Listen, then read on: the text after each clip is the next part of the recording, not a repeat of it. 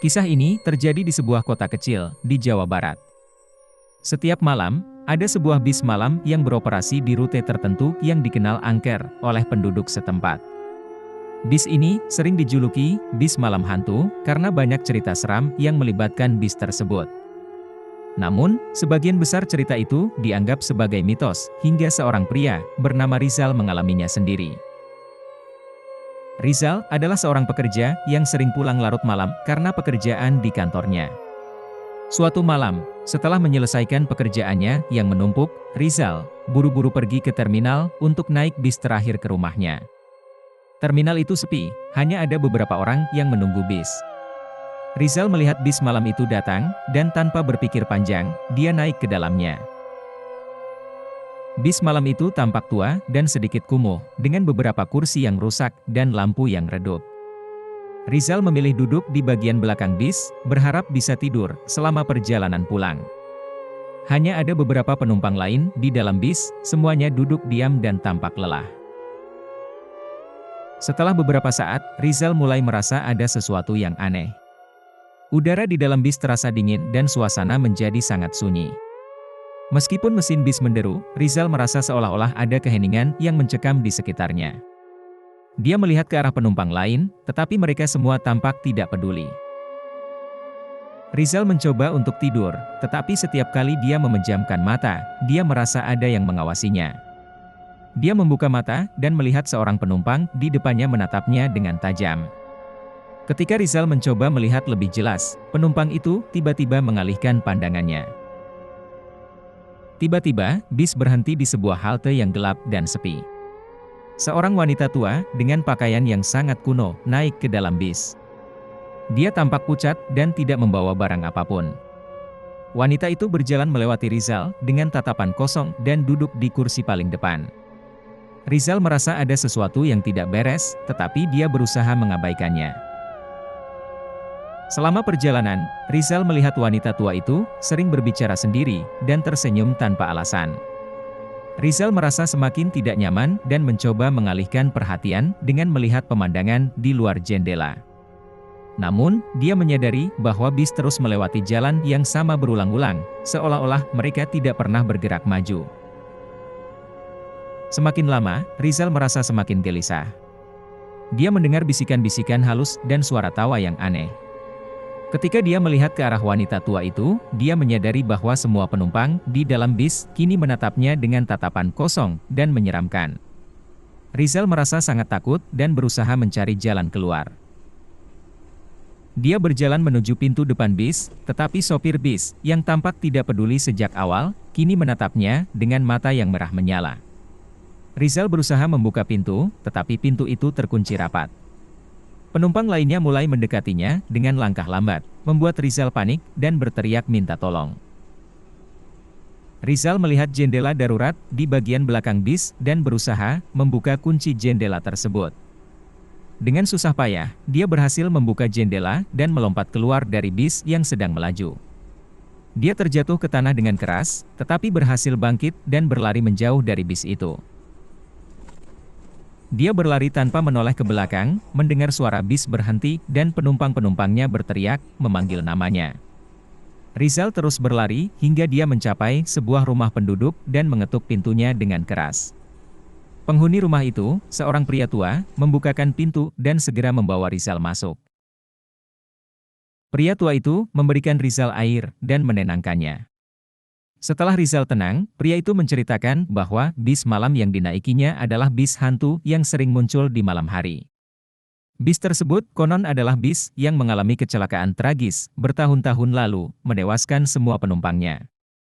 Roh-roh penumpang tersebut masih terjebak di dalam bis, mencari korban baru setiap malam. Rizal merasa sangat takut dan bersyukur dia berhasil melarikan diri. Dia berterima kasih kepada pria tua itu dan memutuskan untuk tidak pernah lagi naik bis malam. Keesokan harinya, dia mendengar dari berita lokal bahwa bis malam yang sama ditemukan kosong di tepi jalan dengan kondisi mesin yang masih menyala, tetapi tidak ada jejak penumpang atau sopir. Sejak malam itu, Rizal selalu berhati-hati dan memastikan untuk tidak pulang terlambat. Dia menceritakan pengalamannya kepada teman-teman dan keluarga, tetapi banyak dari mereka yang tidak percaya dan menganggapnya hanya sebagai cerita horor. Namun, Rizal tahu apa yang dia alami dan tetap waspada setiap kali melihat bis malam itu melintas. Cerita tentang bis malam hantu terus menjadi legenda di kota itu, menakuti siapa saja yang mendengarnya. Rizal merasa lega karena selamat, tetapi dia tidak pernah bisa melupakan pengalaman mengerikan yang dia alami di bis malam terakhirnya.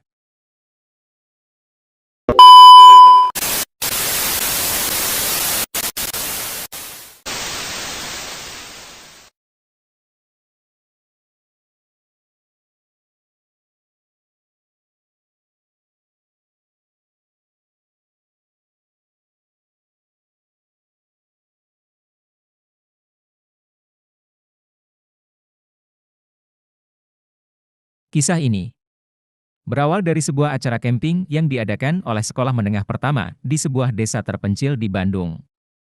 Sekolah tersebut memiliki tradisi tahunan untuk mengadakan camping bagi para siswa kelas 3 sebagai bentuk pengembangan diri dan kedekatan dengan alam. Namun, perkemahan kali ini berbeda dari biasanya dan akan menjadi pengalaman yang tak terlupakan bagi semua yang terlibat. Pada pagi hari yang cerah, para siswa dan guru berkumpul di halaman sekolah untuk mempersiapkan segala perlengkapan yang diperlukan. Rombongan tersebut terdiri dari 30 siswa dan 4 guru pendamping, termasuk Bu Rina, guru yang paling senior dan berpengalaman dalam kegiatan camping. Setelah semua persiapan selesai, mereka berangkat menggunakan bus menuju lokasi perkemahan di kaki gunung. Perjalanan berlangsung lancar dan para siswa sangat antusias, bercanda dan menyanyi sepanjang jalan. Mereka tiba di lokasi perkemahan sekitar tengah hari dan segera mulai mendirikan tenda. Lokasi perkemahan tersebut berada di sebuah lembah yang dikelilingi oleh hutan lebat. Meskipun suasana terasa tenang dan damai, ada sesuatu yang aneh yang dirasakan oleh beberapa siswa. Namun, mereka mengabaikan perasaan tersebut dan melanjutkan kegiatan dengan semangat. Malam pertama di perkemahan dimulai dengan api unggun dan cerita-cerita seram yang diceritakan oleh Bu Rina. Suasana semakin mencekam saat salah satu siswa, Dika, bercerita tentang legenda setempat mengenai hantu seorang gadis yang meninggal secara tragis di hutan tersebut. Gadis itu, menurut cerita, sering muncul dan mengganggu orang-orang yang berkemah di daerah itu. Setelah api unggun padam, para siswa kembali ke tenda masing-masing untuk beristirahat. Malam itu, beberapa siswa mendengar suara-suara aneh dari dalam hutan, seperti bisikan dan tawa halus. Mereka mengira itu hanyalah suara binatang malam dan mencoba untuk tidur. Keesokan paginya, para guru menyadari bahwa salah satu siswa, Anton, tidak ada di tendanya. Mereka mengira Anton hanya pergi ke toilet atau berjalan-jalan di sekitar perkemahan. Namun, ketika waktu sarapan tiba, Anton masih belum ditemukan. Pencarian pun dilakukan oleh para guru dan siswa lainnya di sekitar perkemahan, tetapi hasilnya nihil. Kekhawatiran mulai melanda kelompok tersebut. Bu Rina memutuskan untuk menghubungi pihak berwenang dan meminta bantuan untuk mencari Anton.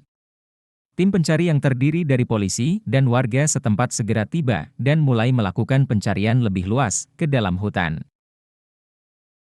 Pada malam hari kedua, suasana semakin mencekam. Para siswa tidak diperbolehkan keluar dari tenda mereka, dan para guru berjaga-jaga di sekitar perkemahan. Namun, ketegangan meningkat ketika beberapa siswa melaporkan melihat sosok gadis berpakaian putih berjalan di antara pepohonan. Salah satu siswa, Rina, yang tidur di tenda dekat hutan, terbangun mendengar suara tawa anak kecil. Ketika dia melihat keluar tenda, dia melihat sosok gadis itu melayang di atas tanah dengan mata yang menatap tajam ke arahnya. Rina berteriak ketakutan, membuat para guru dan siswa lainnya terbangun. Bu Rina berusaha menenangkan Rina dan memutuskan untuk memindahkan semua siswa ke satu tempat yang lebih terbuka dan dekat dengan api unggun, berharap api bisa memberikan rasa aman. Keesokan harinya, pencarian Anton masih berlanjut. Salah satu warga setempat, Pak Hendra, yang mengetahui banyak tentang legenda dan cerita seram di daerah tersebut, mendatangi perkemahan dan menawarkan bantuan. Dia bercerita bahwa hutan itu memang dikenal angker dan sering terjadi hal-hal aneh di sana. Menurut Pak Hendra, roh gadis yang sering terlihat di hutan tersebut adalah arwah seorang anak yang meninggal puluhan tahun lalu karena tersesat dan tidak pernah ditemukan. Arwahnya dikatakan sering menyesatkan orang yang berada di hutan itu. Bu Rina, yang mulai percaya dengan cerita tersebut, meminta Pak Hendra untuk membantu menemukan Anton. Pak Hendra menyarankan agar mereka melakukan upacara kecil untuk memohon bantuan arwah gadis tersebut dalam menemukan Anton. Malam itu, Pak Hendra memimpin upacara di pinggir hutan. Mereka menyalakan dupa dan menaruh beberapa persembahan seperti bunga dan makanan manis.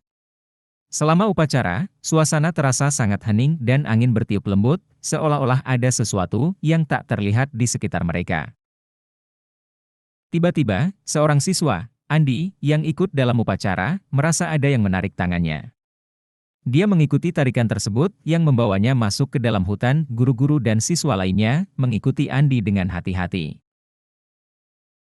Di tengah hutan, mereka menemukan Anton terbaring di tanah, dalam keadaan lemas tetapi masih hidup. Anton tampak kebingungan dan tidak ingat bagaimana dia bisa sampai di sana. Mereka segera membawa Anton kembali ke perkemahan dan memberinya perawatan.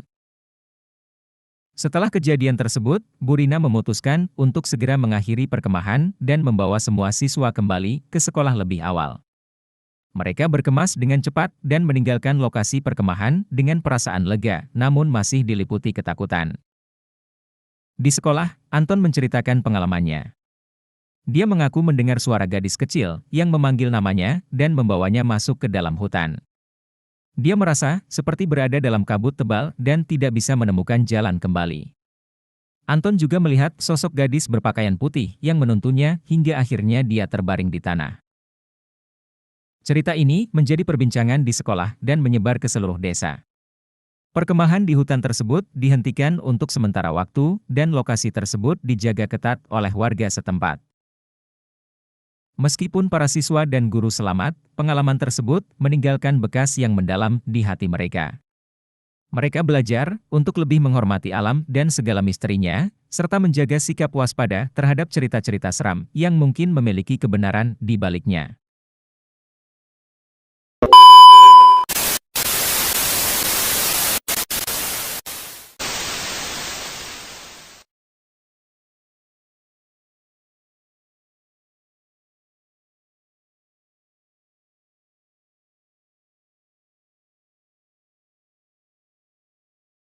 Di sebuah desa kecil yang tenang di pinggiran kota, terdapat sebuah danau yang sangat indah namun dikelilingi oleh cerita-cerita seram.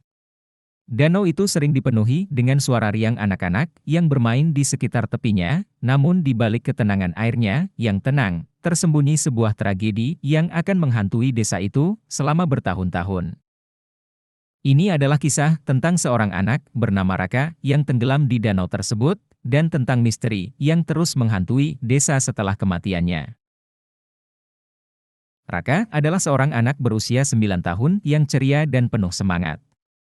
Dia dikenal sebagai anak yang suka berpetualang dan sering bermain bersama teman-temannya di sekitar danau. Meski orang tua Raka sering memperingatkannya agar tidak bermain terlalu dekat dengan air, Raka selalu merasa tertarik dengan keindahan dan ketenangan danau itu. Suatu sore, ketika matahari mulai tenggelam di ufuk barat, Raka dan beberapa temannya memutuskan untuk bermain di tepi danau. Mereka melempar batu ke dalam air, berlomba siapa yang bisa membuat batu memantul paling banyak di permukaan air. Raka, yang selalu ingin menang, mencoba melempar batu dari tepi yang lebih curam. Ketika Raka mendekat ke tepi danau yang licin, kakinya tiba-tiba terpeleset. Dia terjatuh ke dalam air yang dalam dan dingin. Teman-temannya yang panik segera berlari untuk mencari bantuan, meninggalkan Raka yang berjuang melawan arus di danau tersebut. Dalam beberapa menit, Raka tenggelam ke dalam kedalaman air yang kelam, dan tubuhnya tidak muncul kembali. Penduduk desa segera berkumpul ketika kabar tenggelamnya Raka menyebar. Mereka menyisir danau sepanjang malam dengan harapan menemukan Raka, namun hasilnya nihil. Tubuh Raka tidak ditemukan, meski sudah dilakukan pencarian dengan segala cara. Orang tua Raka, yang sangat terpukul oleh kejadian ini, tidak bisa menerima kenyataan bahwa anak mereka hilang begitu saja. Selama beberapa hari berikutnya, suasana desa dipenuhi oleh kesedihan dan kecemasan. Beberapa warga desa mulai berbicara tentang betapa anehnya danau itu, dan ada yang mengingatkan kembali cerita-cerita lama tentang danau tersebut yang konon memiliki penunggu. Meskipun banyak yang tidak percaya, mereka tidak bisa menghilangkan perasaan takut yang perlahan mulai muncul. Seminggu setelah tenggelamnya Raka, seorang nelayan lokal yang sering memancing di danau itu mengalami kejadian aneh. Saat dia sedang menarik jaringnya, dia melihat sosok anak kecil berdiri di tepi danau, menatapnya dengan tatapan kosong. Nelayan itu mencoba memanggilnya, tetapi sosok tersebut menghilang dalam kabut yang tiba-tiba muncul di atas danau. Cerita ini segera menyebar ke seluruh desa, dan banyak yang mulai percaya bahwa arwah Raka masih menghantui danau tersebut. Beberapa penduduk desa melaporkan melihat bayangan anak kecil di air ketika mereka melewati danau, sementara yang lain mendengar suara-suara aneh di malam hari, seperti suara anak yang memanggil-manggil dari dalam air. Orang tua Raka, yang tidak bisa menerima kehilangan anak mereka, memutuskan untuk mengunjungi danau setiap hari, berharap ada tanda-tanda yang bisa membantu mereka menemukan Raka. Suatu hari, Ibu Raka melihat bayangan anaknya di permukaan air, tersenyum kepadanya sebelum menghilang dalam sekejap.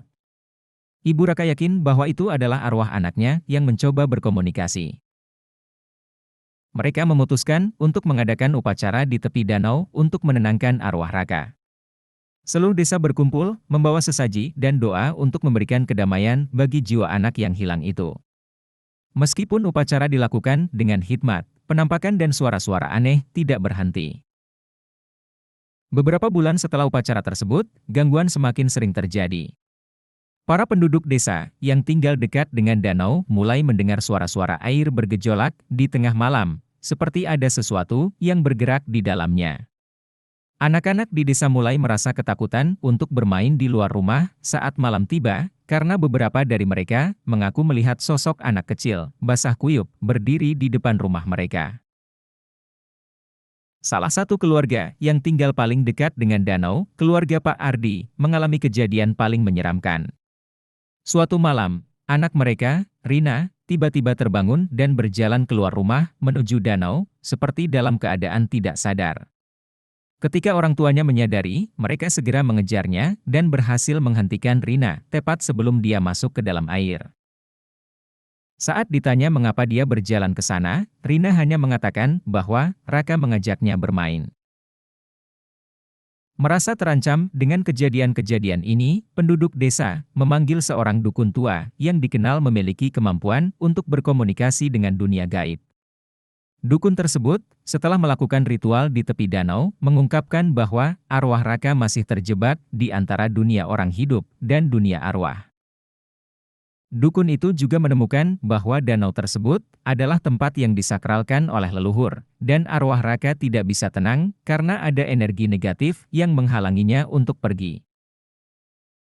Dukun tersebut kemudian menyarankan untuk melakukan upacara pelepasan arwah secara besar-besaran di tepi danau dan meminta seluruh penduduk desa untuk ikut serta dalam ritual tersebut. Mereka percaya bahwa hanya dengan cara ini, arwah Raka bisa dilepaskan dari dunia ini dan mendapatkan ketenangan. Pada malam yang ditentukan, seluruh desa berkumpul di tepi danau. Mereka menyalakan obor dan membawa berbagai macam sesaji, mulai dari makanan, bunga, hingga pakaian yang dulu dikenakan oleh Raka. Dukun tua memimpin upacara tersebut, membacakan mantra-mantra dan doa untuk membimbing arwah Raka menuju alam baka. Selama upacara berlangsung, suasana di sekitar danau menjadi sangat tenang, bahkan angin pun seolah berhenti berhembus. Di tengah upacara, tiba-tiba muncul angin dingin yang membawa kabut tebal ke atas danau. Dalam kabut itu, mereka melihat bayangan Raka yang tersenyum sebelum perlahan-lahan menghilang. Setelah itu, kabut pun memudar dan suasana kembali normal. Setelah upacara tersebut, gangguan-gangguan aneh di desa itu berhenti. Danau kembali tenang, dan penduduk desa tidak lagi melihat sosok Raka atau mendengar suara-suara aneh. Mereka percaya bahwa arwah Raka akhirnya telah menemukan kedamaian dan bisa pergi ke alam yang seharusnya. Orang tua Raka, meski masih merasa kehilangan, merasa sedikit lega karena percaya bahwa anak mereka kini telah tenang. Desa itu kembali hidup normal, tetapi cerita tentang Raka dan penampakannya di danau akan selalu menjadi bagian dari sejarah dan cerita rakyat yang diturunkan dari generasi ke generasi. Demikian cerita horor kali ini. Sampai bertemu di cerita horor berikutnya. Tentunya, dengan cerita-cerita seru dan menarik lainnya. Sampai jumpa.